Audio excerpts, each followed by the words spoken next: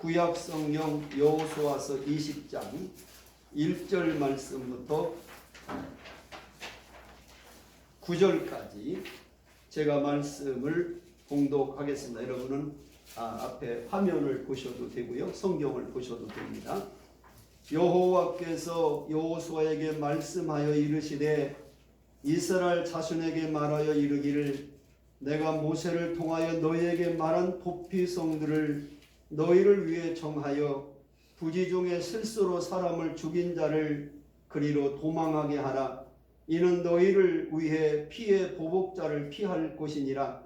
이 성읍들 중에 하나에 도피하는 자는 그 성읍에 들어가는 문 어귀에 서서 그 성읍의 장로들의 귀에 자기의 사건을 말할 것이요 그들은 그를 성읍에 받아들여 한 곳을 주어 자기들 중에 거주하게 하고 피의 보복자가 그의 뒤를 따라온다 할지라도 그들은 그 살인자를 그의 손에 내주지 말지니 이는 본래 미워함이 없이 부지 중에 그의 이웃을 죽였음이라. 그 살인자는 회중 앞에 서서 재판을 받기까지 또는 그 당시 대제사장이 죽기까지 그 성읍에 거주하다가 그 후에 그 살인자는 그 성읍 곧 자기가 도망하여 나온 자기 성읍 자기 집으로 돌아갈지니라 하라 하시니라. 이에 그들이 납달리 산지 갈릴리 게데스와 에브람 산지의 세겜과 유다 산지의 기럇 아르바 곧 헤브론과 여리고 동쪽 요단 저쪽 루벤 지파 중에서 평지 광야의 베셀과 갓 지파 중에서 길앗 라못과 므낫세 지파 중에서 바산 골란을 구별하였으니 이는 곧 이스라엘 모든 자손과 그들 중에 거류하는 거류민을 위하여 선정된 성읍들로서 누구든지 부지 중에 살인한 자가 그리로 도망하여 그가 회중 앞에 설 때까지 피의 보복자의 손에 죽지 아니하게 하기 위함이라. 아멘. 자, 오늘 본문의 말씀을 가지고 우리가 함께 은혜 받을 제목은 도피성이 주는 의미. 우리 한번 따라합시다. 도피성이 주는 의미. 자, 그 말씀으로 오늘 은혜를 받으려고 합니다. 고대 헬라나 로마 사이에서는 신전이라고 하는 것이 있어요. 그 신전이라고 하는 것은 사법권이 미칠 수 없는 피신자의 절대 안전 지역이었습니다. 다시 말하면 억울한 누명을 쓴 자든지 또 정치적인 망명자라든지 도망한 노예라든지 채무자와 범법자들이 누구든지 그 신전에 들어가면 아무도 그를 체포해 갈 수 없는 특별 치유의 법권이 있는 곳, 그 신전이라고 하는 곳이었어요. 이와 비슷한 것이 하나님께서 이스라엘 민족에게 만들어준 도피성이라고 하는 제도입니다. 이 성경에 나오는 이 도피성이라고 하는 것은 실수로 사람을 죽인 자들을 피해 복수자로부터 지키기 위해 설계된 하나님께서 보호의 장소로 만든 것이 도피성이라고 하는 제도입니다. 구약에는 이 고엘 제도라고 하는 것이 있어서 가족 중에 누가 살인을 당하면 그 친척 중에 누군가가 그 살인한 자를 보복하도록 되어 있었어요. 그렇기 때문에 이렇게 살인을 의도적으로 하지 않고 실수로 사람을 죽인 자에게는 그런 보복을 받지 않도록 피신할 수 있는 이런 특별한 장소를 만든 것, 그게 바로 도피성이라고 하는 제도입니다. 근데 이 도피성이라고 하는 것은 전혀 고의성이 없이 실수로 살인을 저지른 자가 정당한 재판을 받기 위해서 피신해 있는 성읍을 도피성이다, 이렇게 말할 수 있어요. 다른 말로 말하면 살인자가 도피성으로 피신했다 해도 나중에 공정한 재판을 받은 결과 이 사람이 살인한 건 고의적인 살인이다, 이렇게 판명이 되면은 그를 도피성에 있을지라도 끌어내서 죽이도록 했어요. 성경에 보면 신명기 19장 11절 12절에 이 도피성 제도가 또 나오는데 그건 이렇게 기록되어 있어요. 만일 어떤 사람이 그의 이웃을 미워하여 엎드려 그를 기다리다가 일어나 상처를 입혀 죽게 하고 이 한 성읍으로 도피하면 그 그 본 성읍 장로들이 사람을 보내어 그를 거기서 잡아다가 보복자의 손에 넘겨 죽게 할 것이라. 도피성에 설령 피신했다 할지라도 그 사람이 살인한 얘기를 재판을 딱 해봐서 이 사람이 의도적으로 살인했다, 그게 판결되면 도피성에 들어왔어도 끄집어내서 그를 죽이도록 했다는 거예요. 그러나 그렇게 전혀 그렇게 하지 않은 사람은 도피성에 들어오면 그를 죽이지 못하도록 보호해 주었다, 그런 말이에요. 자, 그럼 왜 구약에 보면 율법으로 이렇게 살인한 사람을 살인하라고 피해 보복을 말씀하고 있는가? 출애굽기 21장 23절부터 25절에 보면 이렇게 율법이 되어 있어요. 생명은 생명으로, 눈은 눈으로, 이는 이로, 손은 손으로, 발은 발로, 된 것은 된 것으로, 상하게 한 것은 상함으로, 때린 것은 때림으로 갚을지니라. 상대방이 나에게 행한 대로 그대로 갚아주라고 하는 것이 바로 율법의 말씀이에요.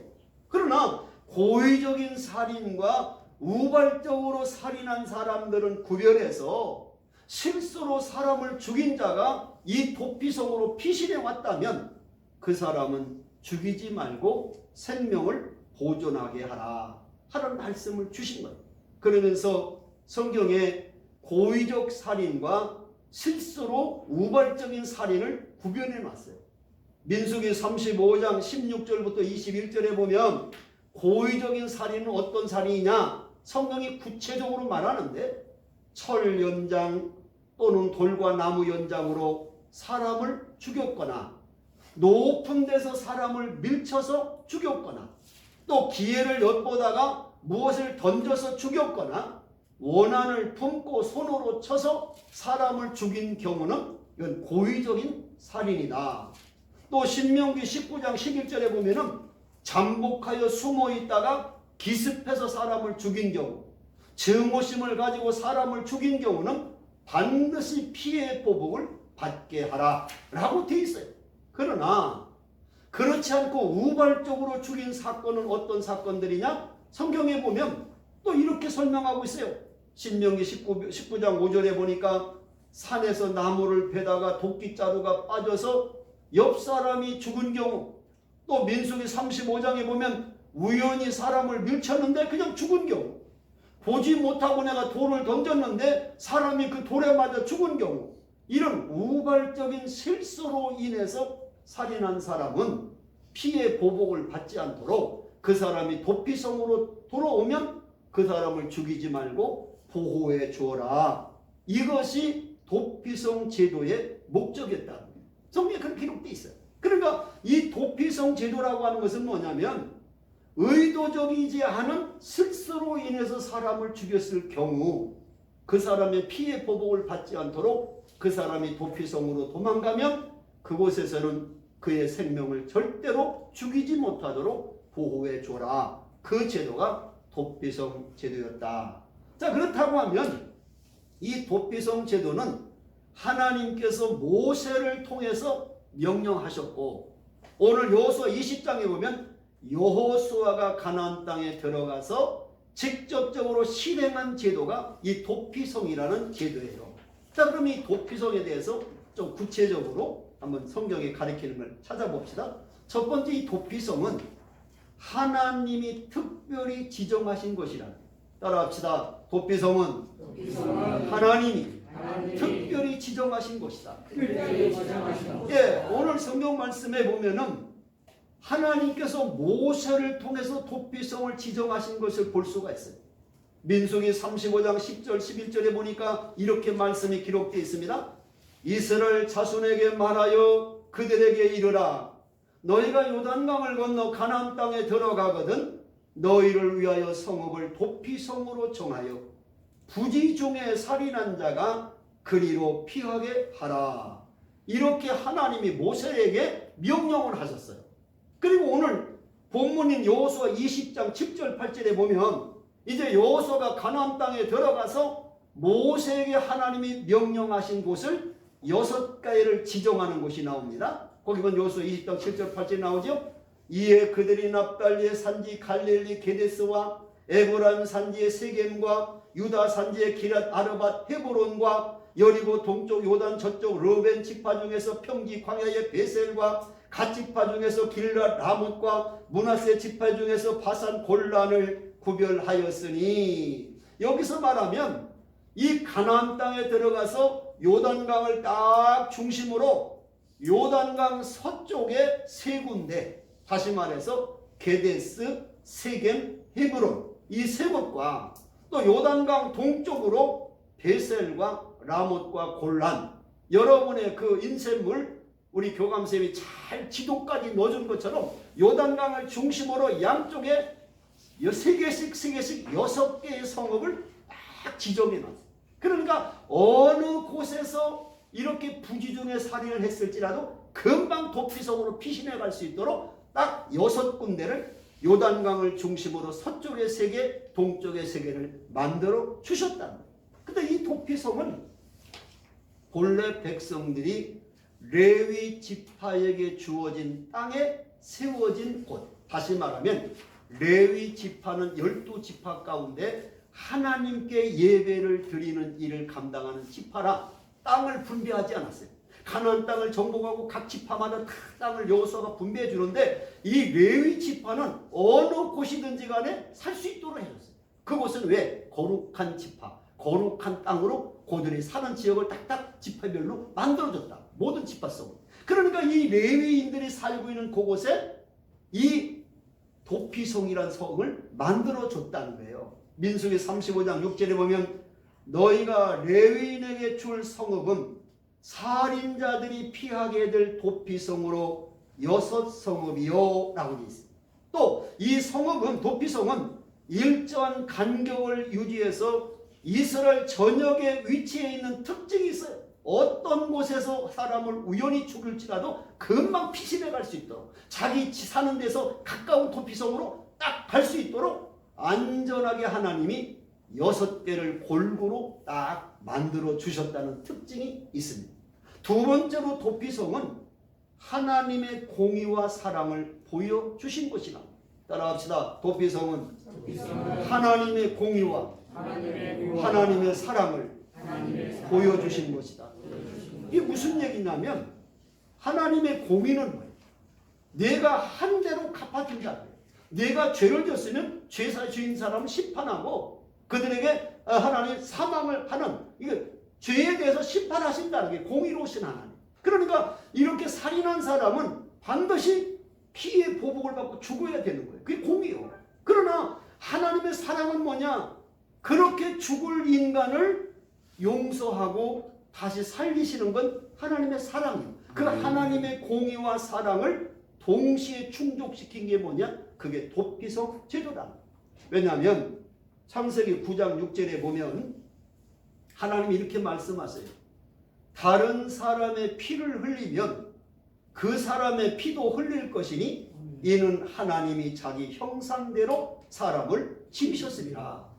하나님의 형상대로 지음을 받았기 때문에 그 사람을 죽인 자는 반드시 죽임을 당해야 된다는 거예요.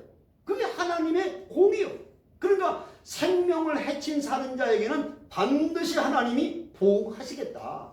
이유는 인간은 다른 피조물과 달리 하나님의 형상대로 창조되었기 때문에 살인한 사람은 이런 소중한 하나님의 가치를 파괴하는 심각한 죄를 졌기 때문에 반드시 대가를 치러야 된다 그 말.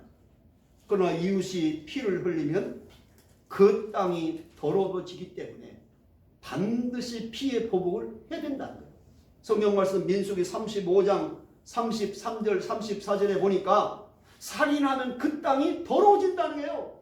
너희는 너희가 거주하는 땅을 더럽히지 말라. 피는 땅을 더럽히나니 피 흘림을 받은 땅은 그 피를 흘리게 한 자의 피가 아니면 속함을 받을 수 없느니라. 너희는 너희가 거주하는 땅 곧 내가 거주하는 땅을 더럽히지 말라. 나 여호와는 이스라엘 자손 중에 있음이니라. 사람을 죽여서 피를 흘리면 그 땅이 더러워지기 때문에 하나님은 그 땅을 더럽힌 그 사람에게 반드시 보호한다. 그 죄값을 치르게 한다는 거예요. 그렇기 때문에 짐승을 죽인 자는 속전을 줘서 갚아주면 대가를 치러주면 되지만 사람을 죽인 것은 대가를 물질로 할 수가 없다는 거예요. 그 사람이 대신 죽어야 된다는 거예요. 죽인 사람을 죽여라 그만. 쉽게 말해. 자, 이렇게 되다 보니까 모든 사람을 살인한 사람은 실수로 죽여서도 죽여야 돼. 그러니까 하나님이 그 사랑이 아니잖아요. 그래서 하나님이 의도적인 살인이 아닌 실수로 인해서 우발적으로 사람을 죽인 사람에게는 그에게 생명을 다시 살 수 있도록 도피성 제도를 만들어 하나님의 공의와 하나님의 사랑을 동시에 충족시킨 사건이 도피성 제도였다 하는 얘기예요.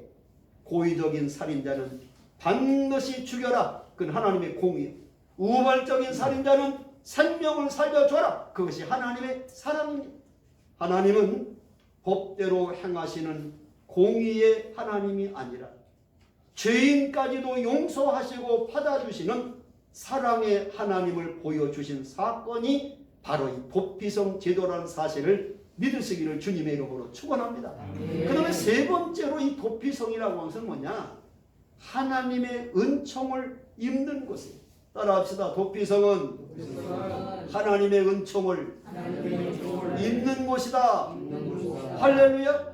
왜냐하면요, 이 도피성 제도는 하나님이 모세에게 명령해서 만든 거예요. 모세가 만든 게 아니라 하나님이 모세를 통해서 이렇게 만들어라 명령하셨고, 모세의 뒤를 이은 여호수아가 가나안 땅에 들어가서 이걸 실제적으로 만든, 모세에게 명령했고 여호수아가 만든 제도, 그것이 바로 하나님이 말씀하신 도피성 제도인데, 이 도피성에는 규례가 있어요. 하나님 어떻게 하라고 하는 규례가 있어. 거기 보면은 이 도피성은요, 높은 산성에다가 그 도피성을 만들어놔. 동서남북의 어떤 사람에서 그 도피성을 볼 수 있도록 높은 산 위에다가 도피성을 만들어라 하는 것이 첫 번째고, 두 번째는 도피성으로 가는 도로는 매년 보수하도록 명령했어요. 신명기 19장 3절에 보면 내 하나님 여호와께서 내게 기업으로 주시는 땅 전체를 세 구역으로 나누어 길을 닫고 모든 살인자를 그 성읍으로 도피하게 하라 그랬어요. 왜? 아니 실수로 살인한 사람이 도피성 가려다 보니까 다리가 끊어져서 못 가게 됐어. 그러면 붙잡혀 죽잖아요. 그러니까 매년 도피성으로 가는 길을 자꾸 보수해서 다리가 끊어졌으면 빨리 다리를 놓고, 뭐가 산이 무너졌으면 다리 뚫고, 이래서 항상 도피성에는 언제든지 사람이 피신해 갈 수 있도록 도로를 늘 보수해라. 세 번째는 뭐냐? 도피성으로 가는 길이 만약에 갈림길이 있으면 어느 길로 가야 도피성으로 가는지 안내 표시를 반드시 해놔라 그랬어요. 사람들이 도망가다가 이 길인지 저 길인지 분간 못하게 만들고, 어느 길로 가야 도피성으로 피신할 수 있는지 안내 표시를 크게 해서 그 도피성으로 피난하는데 혼란을 갖지 않도록 해라. 그 다음에 네 번째는 뭐냐면, 이 도피성으로 피신할 사람은 유대인뿐만 아니라 이방인이든 아니면 거주하는 나그네든 차별 없이 누구든지 도피성으로 들어가게 해라 말씀하고 있어요. 민수기 35장 15절에 보니까 이 6 성읍은 이스라엘 자손과 타국인과 이스라엘 중에 거류하는 자의 도피성이 되리니 부지 중에 살인한 모든 자가 그리로 도피할 수 있으리라. 그리고 다섯 번째는 도피성에 피한 사람은 그 도피성에 있는 동안은 누구도 그를 끄집어낼 수 없어요. 살인한 사람이라. 그런데 그가 언제 그러면 도피성에서 나올 수 있냐? 그 당시에 대제사장이 죽으면 그때는 모든 것이 사멸이 돼서 자기 집으로 돌아갈 수 있었다. 이게 오늘 본문에 나오는 6절에 나오죠. 그 살인자는 회중 앞에서 재판을 받기까지 또는 그 당시 대제사장이 죽기까지 그 도피 성읍에 거주하다가 그 후에 그 살인자는 그 성읍 곧 자기가 도망하여 나온 자기 성읍 자기 집으로 돌아갈지니라. 언제? 대제사장이 죽었을 때만 그 도피성에서 나와 자기 집으로 돌아갈 수 있다. 이렇게 성경이 말씀해 주시고 있어요. 자, 그렇다고 하면 왜 우리가 오늘 이 시간에 이 도피성이라고 하는 이 사건의 이야기를 왜 말씀을 드려야 되느냐? 이 도피성이라고 하는 것은 상징적인 거예요. 다시 말하면 예수 그리스도를 상징적으로 보여준 것이 도피성 제도라는 거예요. 믿습니까? 네. 그러니까 예수 그리스도가 구약의 도피성인 것처럼 신약의 모든 죄인들이 이 예수 그리스도 안에 거할 때 영원한 생명과 영원한 안전과 평안을 누릴 수 있다는 사실을 도피성을 통해서 배우라는 거예요. 아멘. 그게 바로 이 도피성 제도를 허락해준 하나님의 의도라고. 아멘. 믿으십니까? 그러니까 하나님께서 죄인들이 영원히 죄의 싹은 사망이기 때문에 지옥 가야 되는데 그 지옥 갈 인간들이 도피성으로 피한 사람은 사는 것처럼 예수 그리스도를 믿음으로 구원받은 사람은 영원한 생명을 얻을 수 있다는 사실을 이 도피성 제도를 통해서 깨달으라는 거예요.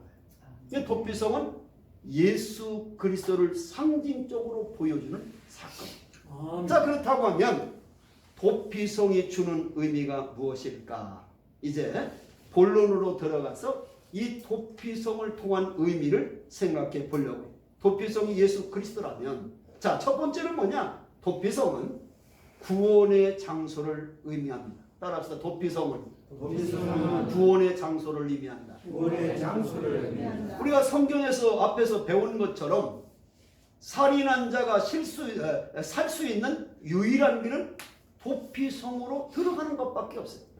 내가 사람을 죽여서 내가 살 수 있는 방법은 도피성으로 들어가지 않으면 그 사람은 보복자에 의해서 붙잡혀 죽임을 당한다. 그러니까 도피성으로 들어가는 것만이 살 수 있는 길이에요.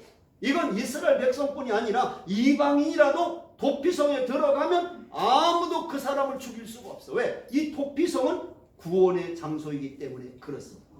우리가 예를 들어 볼까요?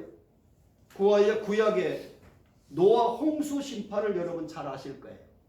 노아가 120년 동안 하나님의 말씀을 듣고 산에다가 큰 방주를 짓습니다. 그리고 방주를 짓고 나서 얼마나 많은 사람들에게 전도합니까? 여러분, 이 방주로 들어오세요. 방주로 들어오지 않으면 죽습니다. 근데 사람들이 비웃었어요. 저 노아가 아니 배를 지려면 바닷가다가 배를 져야지 산 꼭대기에다 배를 만들어 놓고 아니 글쎄 비가 홍수로 세상을 심판하신데 배 안으로 들어오래. 다 미친 사람 취급했어요. 아무도 노아의 말에 기울이지 않았어요. 그런데 다시 드디어 120년 후에 방주가 완성되고 물이 닫히자마자 하나님이 40주야를 비를 쏟아내서 온 세상을 홍수로 쓸어버리잖아요. 그때에 방주 안에 들어있는 사람은 다 구원을 받고 살았어요. 여러분, 방주 안에 들어간 사람과 방주 밖에 있는 사람은 삶이 사느냐 죽느냐라고 하는 갈림길이 갈려져 버리잖아요. 여러분, 그 방주가 누굽니까? 그 방주가 바로 예수 그리스도를 상징하고 있다는 거예요. 구약의 사건은요, 예수 그리스도를 다 상징적으로 보여주고 있는 거예요. 그걸 모르면 성경을 그냥 수박 거달기식으로 성경을 보는 사람. 성경은 왜 그 말씀이 기록되었는지, 구약의 말씀이 오늘을 살아가는 우리들에게 어떤 중요한 의미를 가르치고 있는가를 찾지 못하면 성경 말씀을 그냥 피상적으로 보는 사람, 그런 사람 10년 20년 교회 다녀도 하나님의 말씀의 의미가 뭔지를 몰라요. 그냥 교회 왔다 갔다 하는 사람. 하나님의 말씀이 왜 그렇게 기록되어 있나? 왜 하나님이 도피성을 만들었고 방주를 만드셨는가라고 하는 이 사건의 이야기를 오늘을 살아가는 우리들에게 교훈을 주시는 깊은 의미가 있다는 거예요. 노아 방주 한번 생각해 보세요. 방주의 문은 하나밖에 없었어요. 왜 하나님은 방주를 지으시고 방주의 문을 하나만 했을까요? 구원의 유일성. 구원 받는 것은 아무 종교나 믿어도 되는 게 아니라 예수 그리스도만이 나는 길이요 진리요 생명이니 나로 말미암지 않고는 아버지께로 올 자가 없다고 하신 예수님 밖에 유일한 구원의 길이 없다. 그걸 방주를 통해서 문 하나를 만들어 놓고 이리로 들어오지 않으면 안 된다. 예수 믿지 않으면 구원받지 못한다 하는 사실을 가르쳐주고 있다는 거예요. 믿으십니까? 아멘. 방주는 죽음의 피난처였고 방주는 생명의 상징이 방주였습니다. 예수님은 요한복음 14장 6절에 지금 말씀한 처럼 나는 길 진리 생명이다. 나 믿지 않고는 구원받을 사람이 없다 했고 사도행전 4장 12절에 다른 이로서는 구원을 받을 수 없나니 천하 사람 중에 구원을 받을 만한 다른 이름을 우리에게 주신 일이 없다는 거예요. 아무거나 믿는다고 되는 게 아니라 여러분 진리라고 하는 것은 하나가 있는 게 진리지 여러 개가 세상에 존재한다면 그 진리가 아닙니다. 진리는 하나가 있는 게 진리입니다. 내가 예수를 믿음으로 해서 바로 생명의 성령의 법이 죄와 사망에서 우리를 해방시킨 진정한 예수 믿는 사람에게 사탄에 정죄할 수 없다는 거예요. 하나님의 그 생명을 보존해 준다. 예수 믿으면 어떻게 됩니까? 성경은 예수 믿으면 하나님의 자녀가 된다고 했어요. 하늘나라 생명책에 이름이 기록된다고 했어요. 천국 시민이 되고 영원한 생명을 얻는다고 했어요. 성령께서 나를 인도하시고 천국을 기업으로 주신다라고 성경은 약속하고 있어요. 그러므로 도피성 되신 예수 그리스도를 믿는 자마다 구원의 축복을 얻는 줄로 믿습니다. 두 번째로 도피성은 뭐냐? 평안의 장소를 의미합니다. 따라서 도피성은 평안의 장소를 의미한다. 도피성에 들어가지 못한 자는 언제 어디서 피해 복수를 받을지 모르는 불안과 두려움 속에 살아가게 돼요. 왜? 언제 내가 죽인 사람의 친척이 나를 노리고 있다가 나를 죽일지 몰라. 왜? 율법은 그렇게 돼 있으니까. 피 흘린 사람, 살인한 사람은 그 가족 중에 누가 살인하다니까. 그러니까 언제 죽을지 모르고 늘 불안해 있어. 그러나 도피성으로 피어난 사람은 안전해. 왜? 아무도 도피성에 들어간 사람은 끄집어내서 죽일 수가 없어. 그 나오기까지. 도피성에 나오면 죽일 수 있지만 그 안에 있는 동안은 아주 하나 딱 생명을 평안하게 지켜주는 평안의 장소가 도피성이다. 어느 잡지에 보니까 미국 뉴욕타임즈에서 미국인들이 가장 두려워하는 것이 무엇인가 하는 걸 조사해서 발표한 내용이 기록되어 있어요.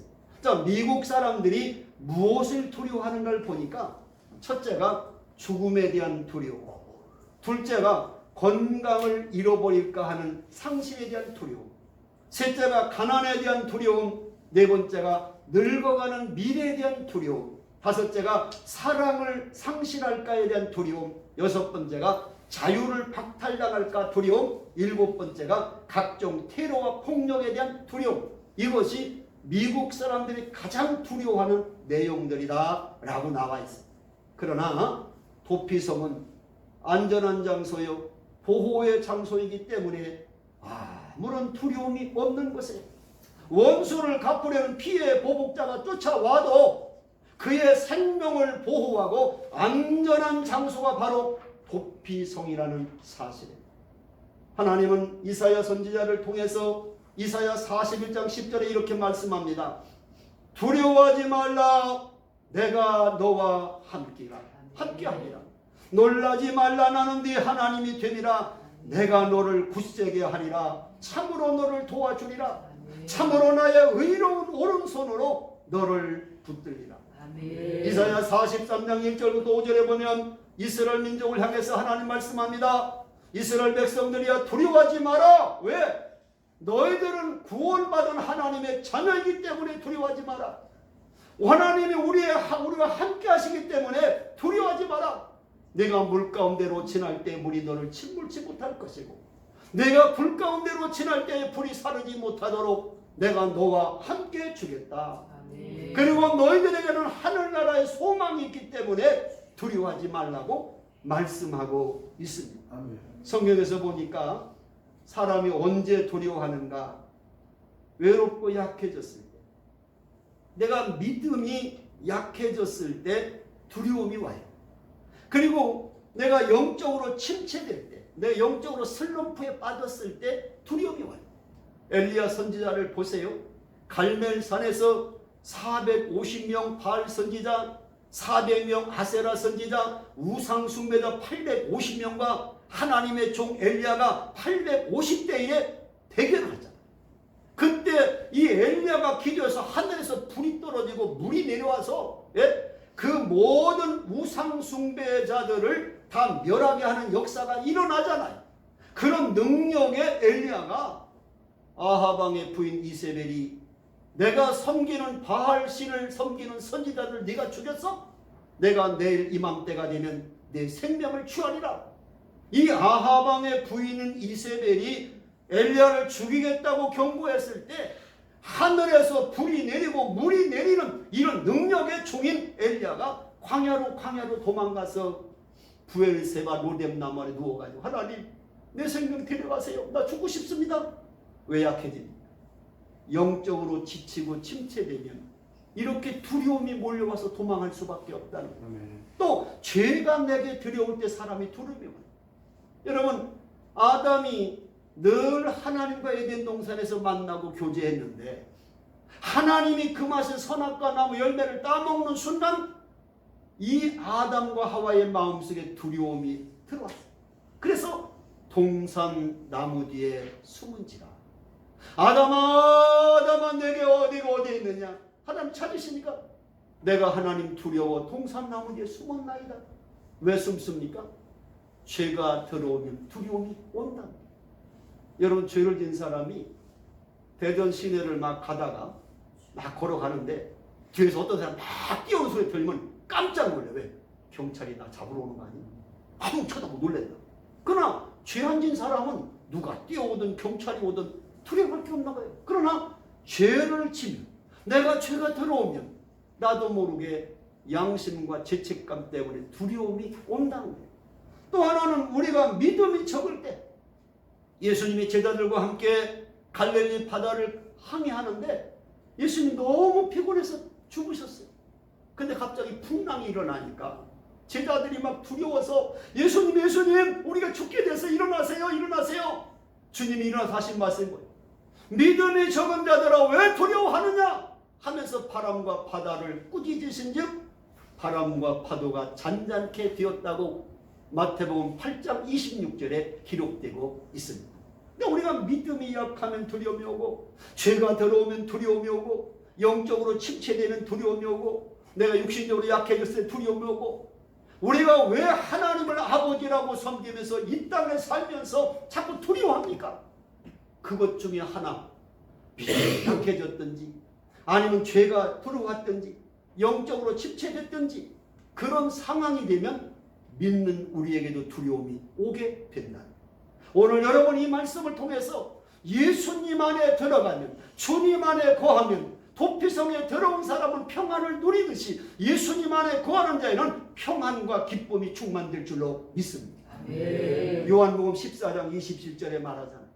평안을 너희에게 끼치노니 곧 나의 평안을 너희에게 주노라.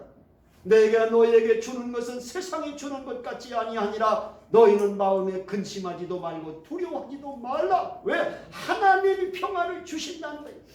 요한사도는 요한일서 4장 18절에 말합니다. 사랑 안에 두려움이 없고 온전한 사랑이 두려움을 내어 쫓나니 두려움에는 형벌이 있습니다. 두려워하는 자는 사랑 안에서 온전히 이루지 못하였느니라고 말씀하잖아요.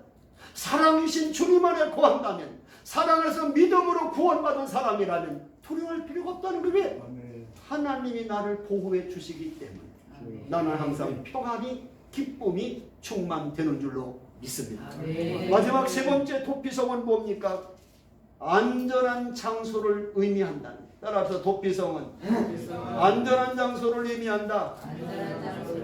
한마디로 말해서 도피성에 들어가면 누구도 그를 끄집어내서 죽일 수 없는 안전한 피난처가 된다는 거예요. 그러나 도피성을 만약에 있다가 이제 몇 년 지났으니까 괜찮겠지 하고 도피성을 그 사람이 나오면 그 자기가 죽였던 사람의 가족이 기다렸다가 나를 잡아 죽여도 아무 죄가 안 된다는 거예요. 왜? 보복이기 때문에.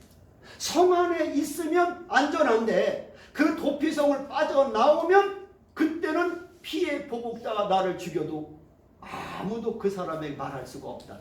성경 말씀 민수기 35장 26절부터 28절에 보니까 이렇게 기록되어 있어요. 살인자가 어느 때든지 그 피하였던 도피성 지경 밖에 나가면 피를 보복하는 자가 도피성 지경 밖에서 그 살인자를 만나 죽일지라도 피 흘린 죄가 없나니 이는 살인자가 대제사장이 죽기까지 그 도피성에 머물러야 할 것입니다.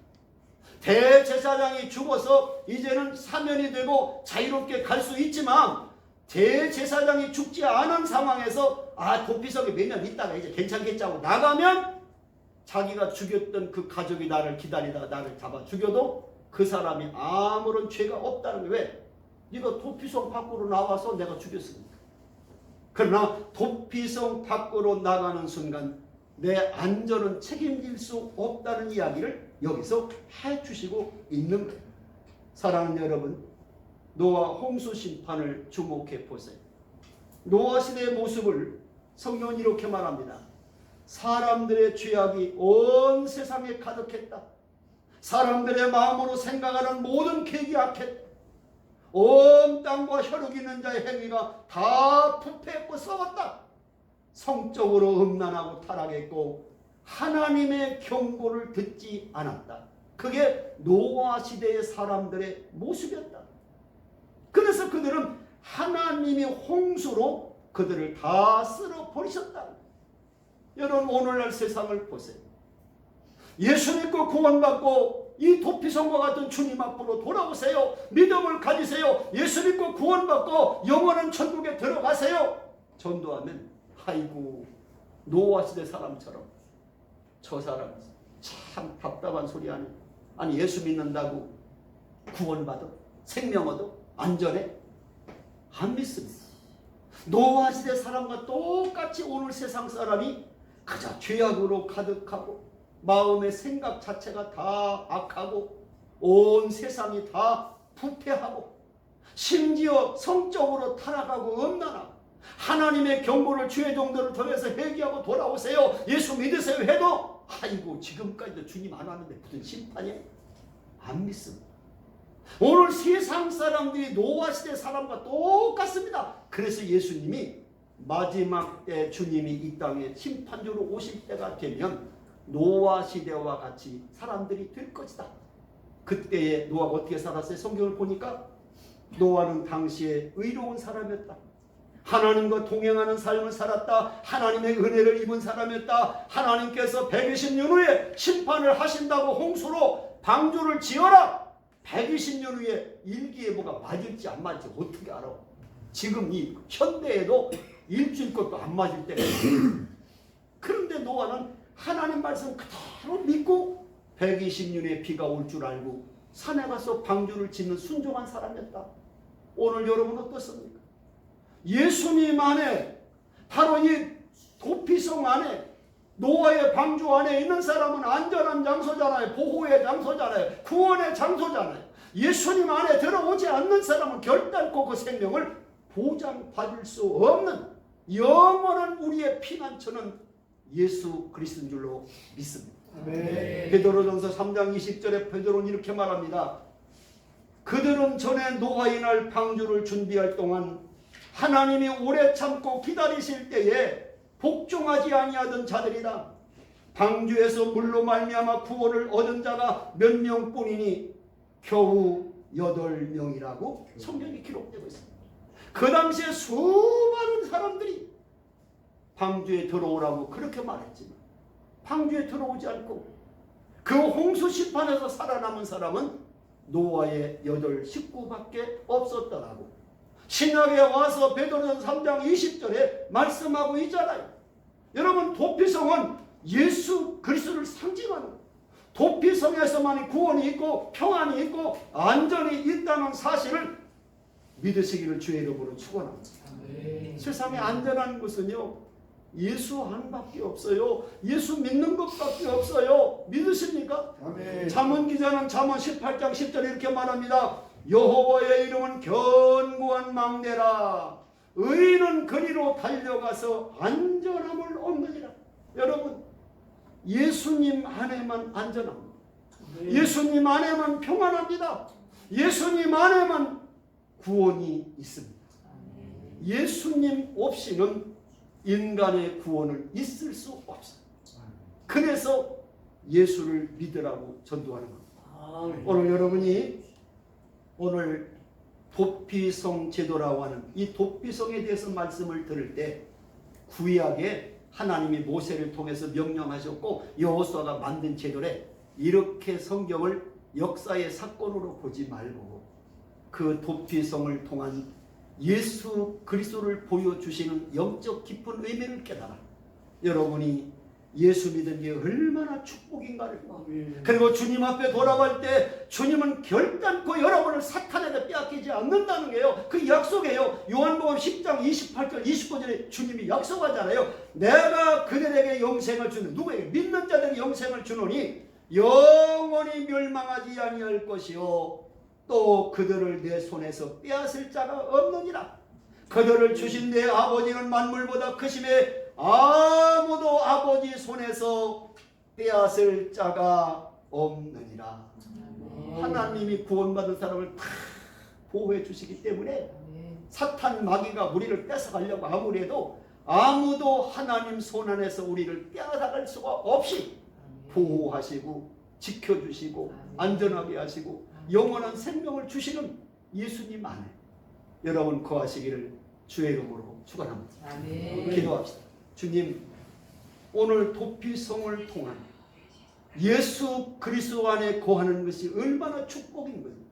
오늘 말씀을 통해 깨닫게 해주시니 감사합니다.